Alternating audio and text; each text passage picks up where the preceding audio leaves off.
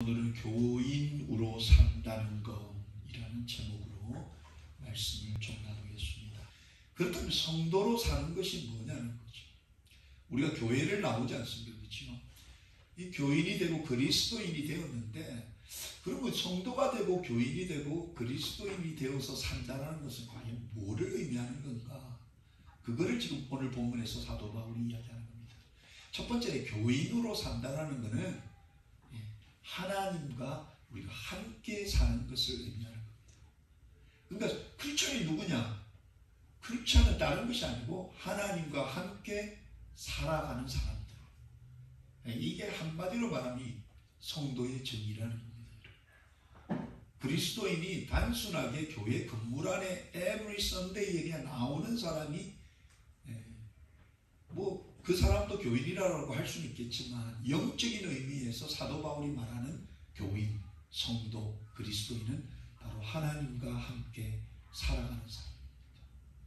그러니까 자기 스스로에게 물어야 돼요. 내가 진짜 성도가 맞냐? 그리스도인 맞냐? 나 크리스천 맞냐? 라고 말할 때 그 기준이 뭐냐?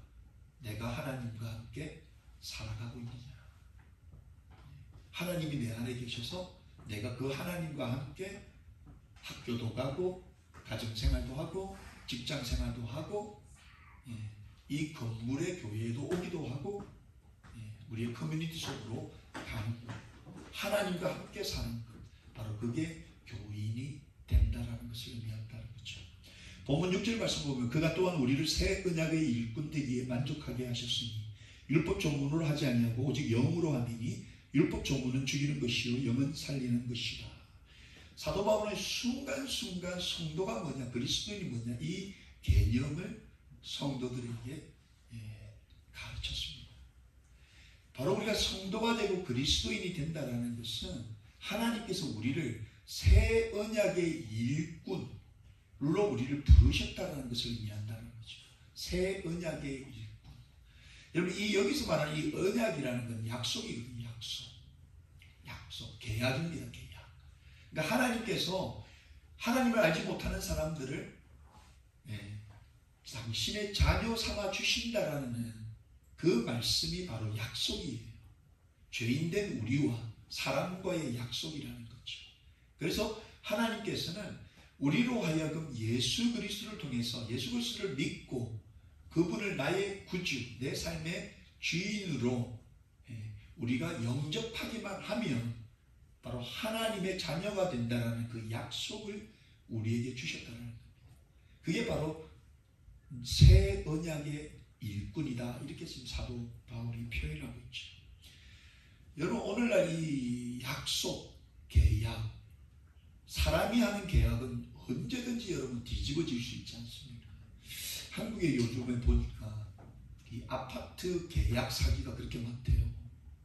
아파트 계약을 했는데 보니까 나만 계약한 게 아니라 집을 하는데 계약을 맺은 당사자가, 그러니까 이 사람도 있고 이 사람도 있는 거예요. 그러니까 나중에 알고 보니까 자기만 계약한 게 아니더라고요.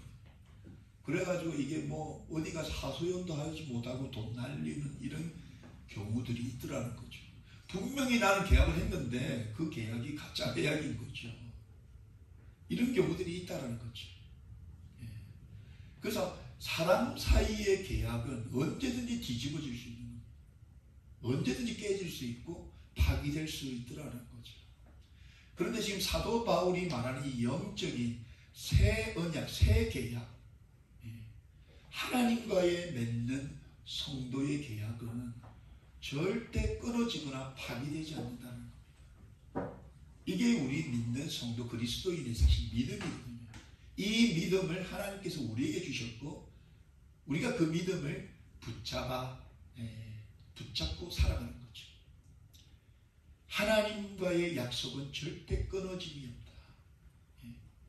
그 계약을 우리가 가지고 있는 사람이 바로 성도라는 거예요. 하나님과 영적인 계약을 우리가 맺고 있다. 그런데 지금 사도 바울이 이야기를 다시 한 번 더 성도들에게 이야기하는 이유는 뭐냐면, 그 당대의 수많은 스승이라고 그러고 선생이라고 그러고 가르친다라고 하는 사람들, 특별히 그 사람들은 자기 스스로를 막 띄우고 자기 스스로를 막 포장하던 이 사람들은 자꾸 이 영적인 계약을 그 개념을 이해하지 못하고 계속해서 옛 생각에 사로잡혀 있었다는 거죠. 그 이야기를 지금 사도 바울이 본문에서 이게 지금 새 언약을 하나님과 우리 간에 맺고 있는데 여전히 옛날 그 구약 시대에 얽매여 가지고 살아가는 그것을 가르치는 그런 선생들이 너무나 많이 있었다는 거죠. 그 이야기를 하면서 본문 7절 8절에 돌에 서서 새긴 죽게 하는 율법 조문의 직분도 영광이 있어 이스라엘 자손들은 모세의 얼굴에 없어질 영광 때문에도 그 얼굴을 주목하지 못하였더니 하물며 영의 직분은 더욱 영광이 있지 아니하겠느냐. 지금 사도 바울은 계속해서 성도들에게 이 영적인 것을 이야기를 하는 거예요. 그런데 당대의 수많은 스승들이 자꾸 육적인 것을 계속 이야기하는 거예요.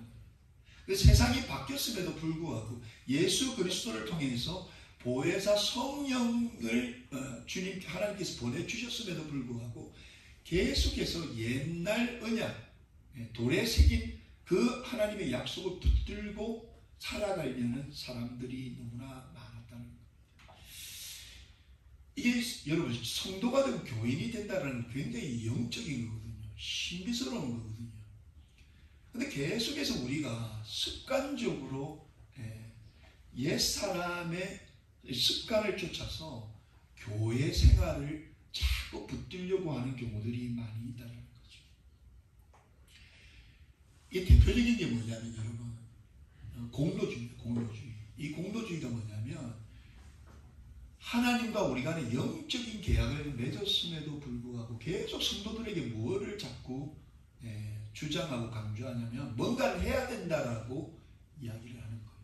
뭔가를 해야 된다. 구약시대처럼 자꾸 뭔가를 해야지 하나님의 그 구원의 길이 완성이 된다라고 생각하는 경우들이 참 많다는 거예요. 우리가 여러분 요즘 라떼라는 이야기를 많이 하지 않습니까? 세상이 완전히 바뀌었는데도 불구하고 계속해서 라떼는 뭘 어떻게 했고 뭘 어떻게 했고 아무리 라떼를 이야기했는들 요즘 새로운 세대가 여러분 새로운 거를 이미 경험했고 받아들였기 때문에 그걸 쫓아가지 못하는 겁니다. 옛날에 머물러 있으면 안 된다는 겁니다. 성도도 마찬가지, 교인들도 마찬가지입니다. 성령 하나님과 우리가 이미 계약을 맺고 하나가 되어서 살아가는 것이 크리스천인데 자꾸 옛 것을 생각하면서 자꾸 뭔가를 해야 된다라고 우리가 믿고 또 배우기도 하고 따르기도 하는 거죠. 그게 대표적인 공로주의입니다. 가톨릭이 우리 개신교하고 완전히 다른 것 중에 한 가지가 그거지 않습니까? 공로주의.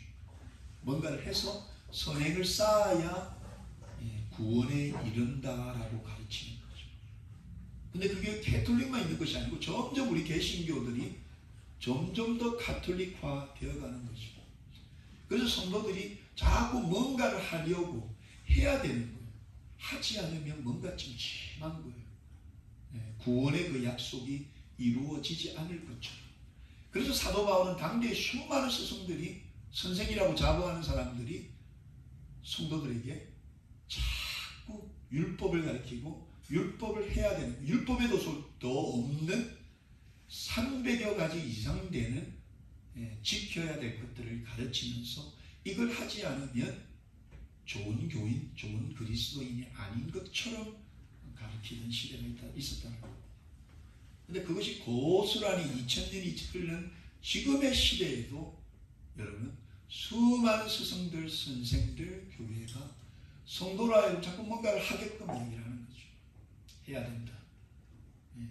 우리 안에 보이지 않는 그런 규범을 만들어서 교인이라면 이거 해야 되고 이거 해야 되고 이거 해야 되고 교인이라면 뭐 해야 되고 뭐 해야 되고 뭐 해야 되고 사도 바울 시대에 그런 율법학자들, 사두개인들, 바리새인들이 너무나 많았다는 거예요.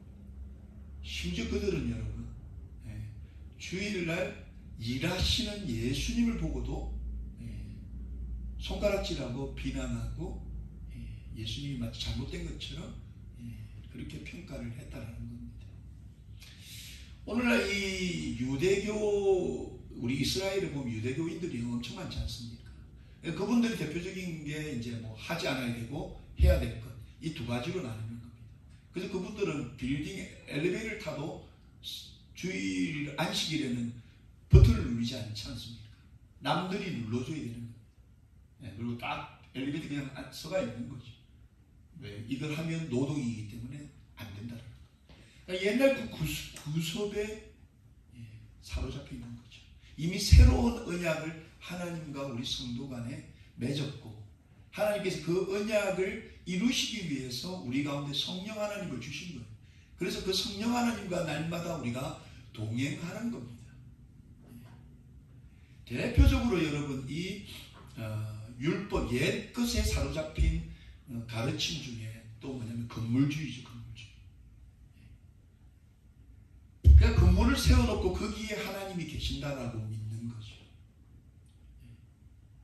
물론 교회 안에도, 건물인 교회 안에도 하나님이 계시긴 계시죠. 당연히. 우리 가정에도 하나님이 계시는 거죠. 우리 직장에도 하나님 계시는 거고, 하나님께서는 그 어디라도 계시는 분이신 거죠.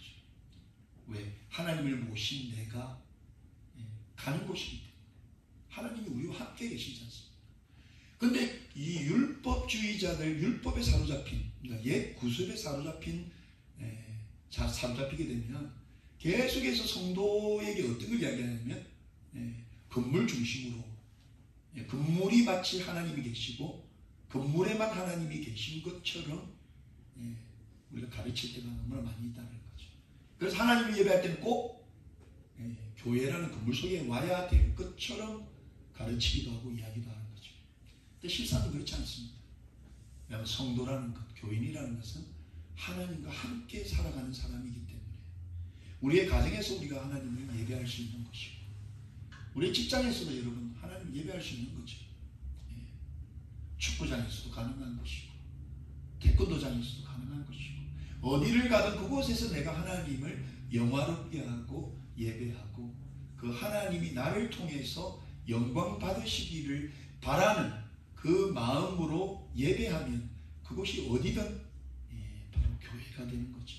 하나님이 계시는 곳이 되는 겁니다. 그런데 그 당대의 수많은 선생들이 그렇게 가르치지 않았다는 거죠. 그래서 이 예수님도 잘못 가르치면서도 그들이 스승인 줄, 그래서 수많은 사람들을 잘못된 사망의 길로 인도하는 어리석은 스승이 너무나 많았다라고 예수님께서도 지적을 하신 거예요. 그게 대표적인 예가 여러분 요한복음 2장 19절 20절에 예수께서 대답하여 이르시되 너희가 이 성전을 헐라 내가 사흘 동안에 일으키리라. 그 화려한 그 예루살렘 성전을 허물어 봐라. 내가 이것을 사흘 안에 다시 짓겠다. 이렇게 말씀하신 거예요. 그 말씀 안에 담겨있는 엄청난 의미가 있었는데 그걸 깨닫지 못했던 겁니다. 그래서 유대인들이 이르되 이 성전은 46년 동안에 지었거늘 네가 3일 동안에 일으키겠느냐 하더라. 그러니까 완전히 성전 중심의 그 사상이 사로잡혀서 크리스찬, 성도, 믿는 자라면 이 성전을 중심으로 성전 안에서 성부를 내려고 그렇게 가르쳤던 거예요. 근데 실상 예수님께서 말씀하신 것은 사흘 만에 부활하신 그 예수님을 모시고 함께 살아가는 성도들의 삶은 완전히 다른 영적인 삶이다라는 것을 설명해 주시는 겁니다. 근데 그 유대인들은 그걸 깨닫지 못하는 겁니다. 이해하지 못하는 겁니다. 오늘날 여러분이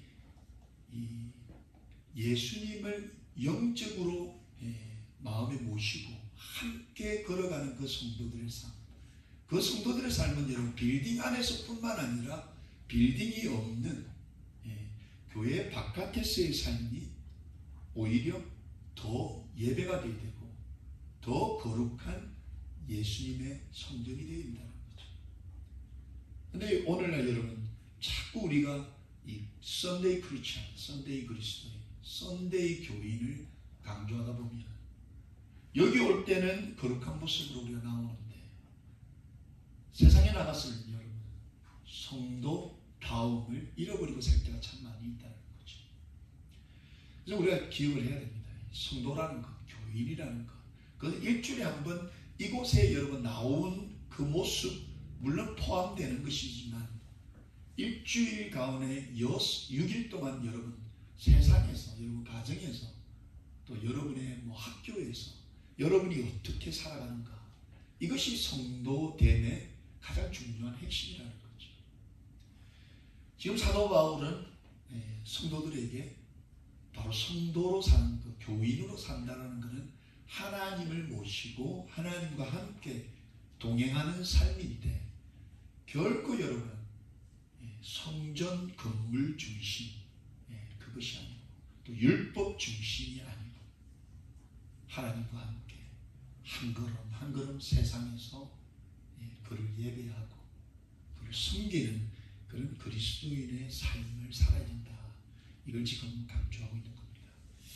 두 번째, 사도 바울은 여러분 교인이 된다는 것, 성도가 된다는 것, 그것은 바로 굉장히 영광스러운 일이다. 그거를 지금 강조하고 있는 겁니다.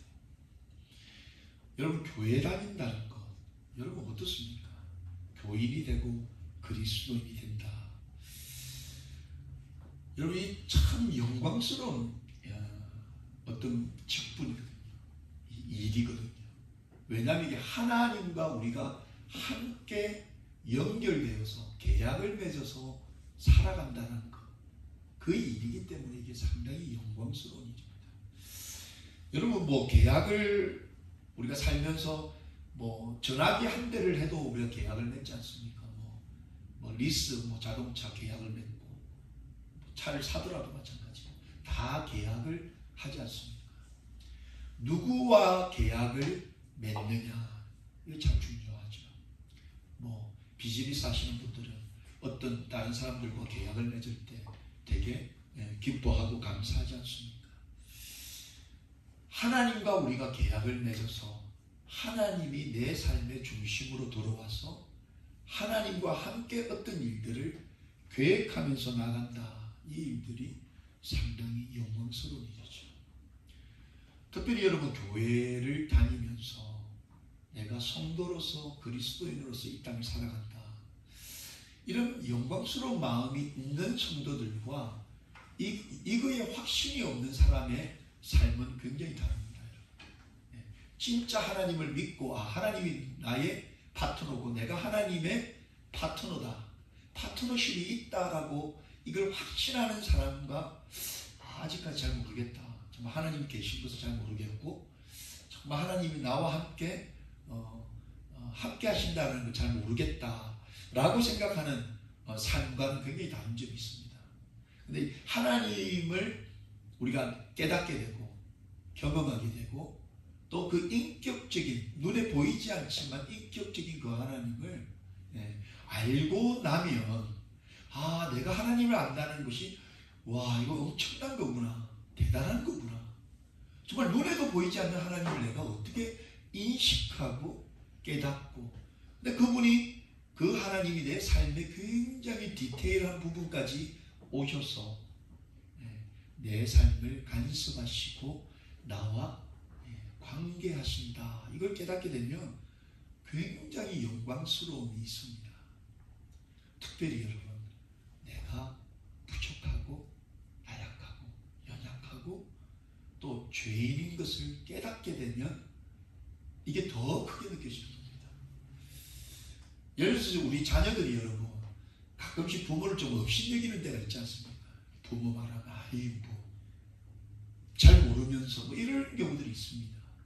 근데 자녀들 가운데 여러분 부모의 사랑을 깨달을 때 나는 너무 부족하고 난 우리 아버지 우리 어머니한테 해드린 게 없고 맨날 부모님이 해주시는 거 얻어먹고 받아들이고 자기가 참 부족하고 한 것이 없다라고 느끼는 자녀이면 일수록 부모의 사랑을 더 크게 받아들이는 거죠. 또 똑같은 거죠. 하나님도 마찬가지입니다.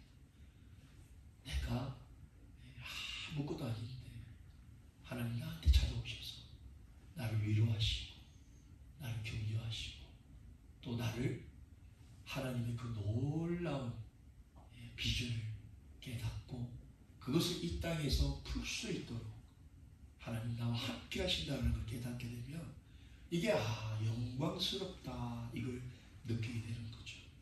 사도 바울이 본문 9절 말씀에 정죄의 직분도 영광이 있은지 의의 직분은 영광이 더욱 넘친다. 그러니까 옛날 옛 습관에 사로잡혀서 살아가는 사람도, 그러니까 지금 자기를 스승이라고 외치고 선생이라고 외치면서 그런 공로주의나 건물 중심의 삶을 살아가는 사람들도 다 영광이 없지는 않지만 이런 영적인 하나님과의 파트너십을 깨닫고 살아가는 그 성도, 그리스도인 교인들은 더 큰 영광이 그들 가운데 있다는 거죠. 우리가 하나님을 모시면서 날마다 하나님과 호흡하고 대화하고 하나님의 뜻이 무엇일까? 하나님이 무엇을 더 원하실까? 늘 하나님과 관계하면서 살아가는 사람, 그 성도, 교인의 삶 가운데에는 이런 하나님이 주시는 영광이 있다는 겁니다.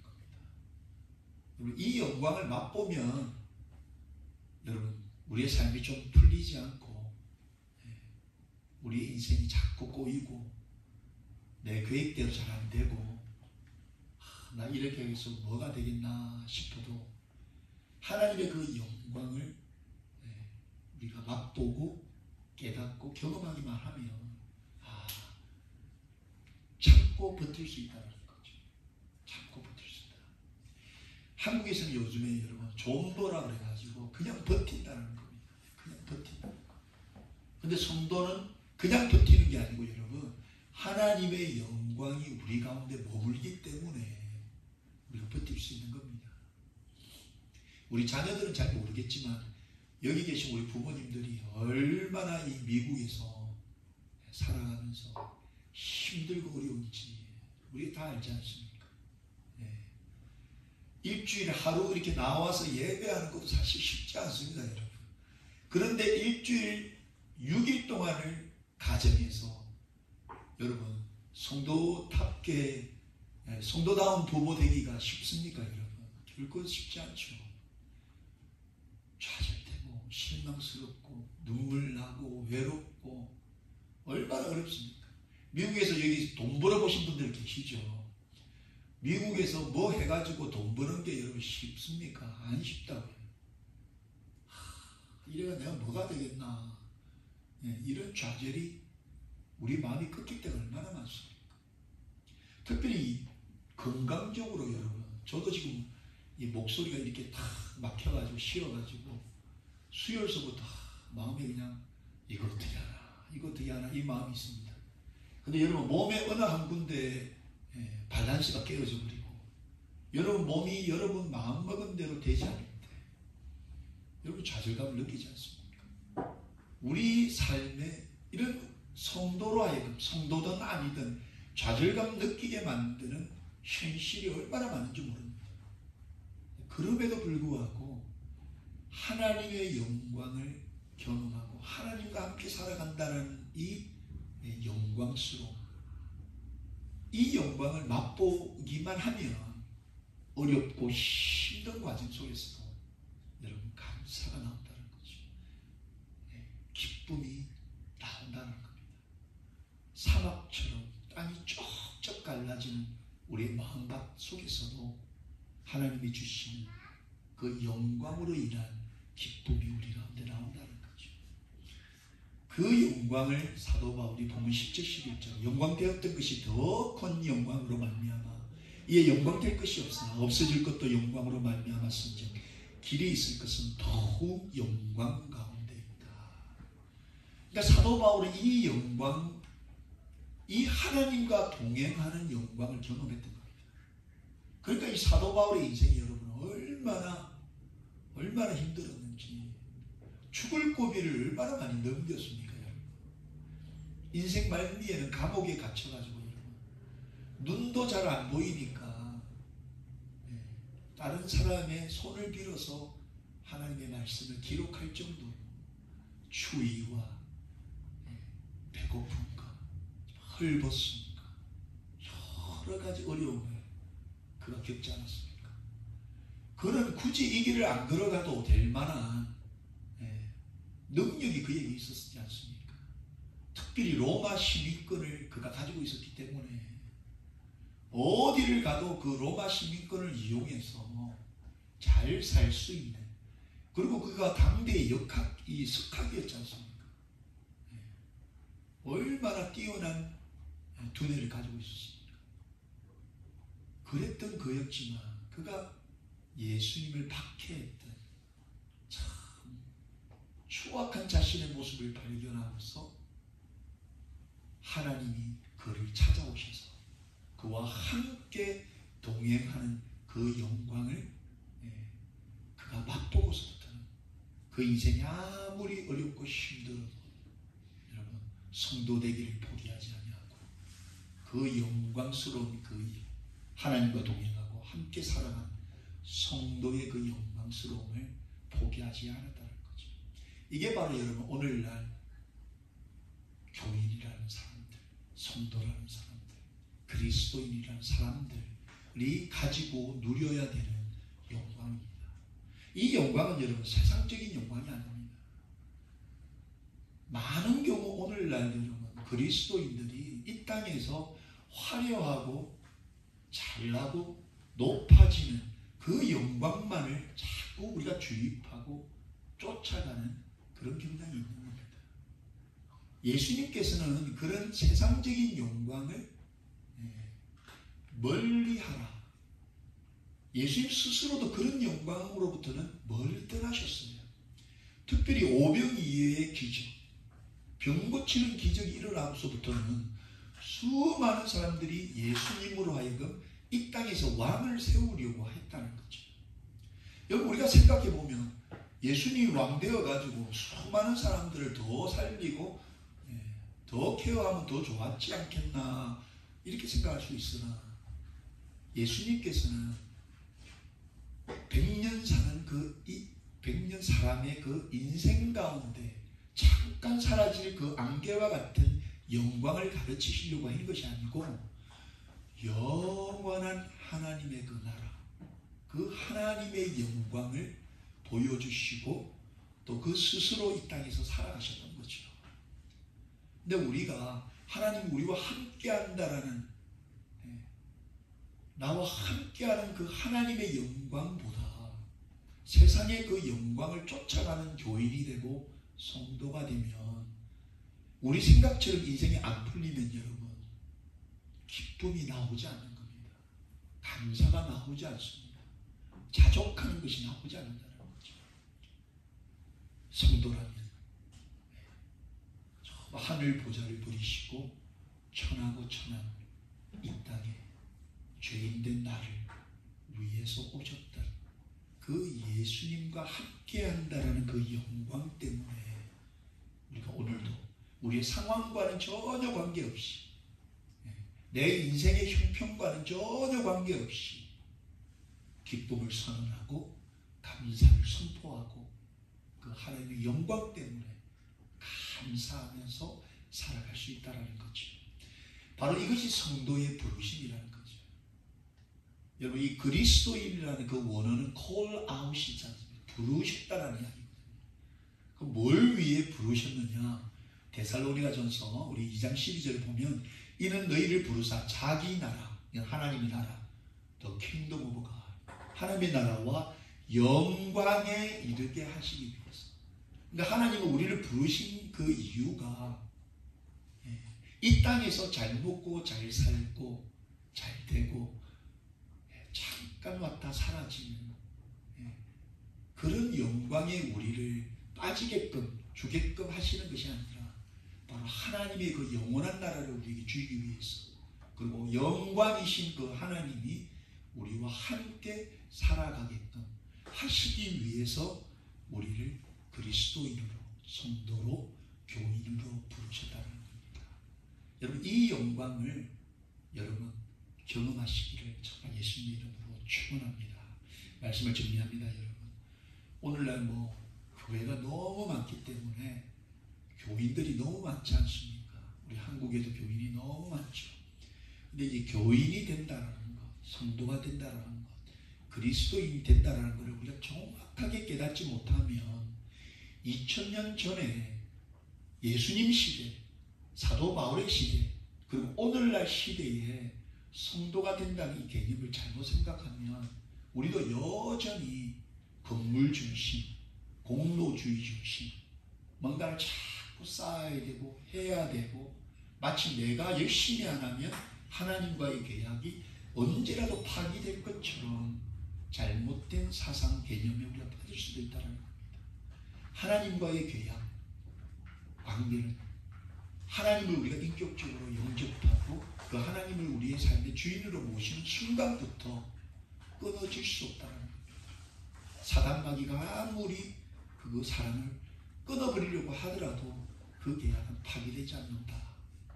그래서 성도라는 것은 바로 하나님과 함께 하루하루 살아가는 삶이다. 여러분 이걸 꼭 기억하셔야 되고, 그리고 하나님을 믿는 그 순간, 우리가 하나님의 자녀가 되는 그 순간 하나님께서 우리에게 주시는 영광스러움이 있다는 겁니다. 이 영광을 맛보기만 하면, 깨닫기만 하면 여러분의 계획들, 학업, 직장, 여러분 여러 가지 자녀 교육, 인생의 여러 가지 문제들이 우리의 생각대로 마음먹은 대로 잘 풀린다 할지라도 그 영광 때문에 우리는 감사하면서 한 걸음 한 걸음 하나님과 동행할 수 있다는 겁니다.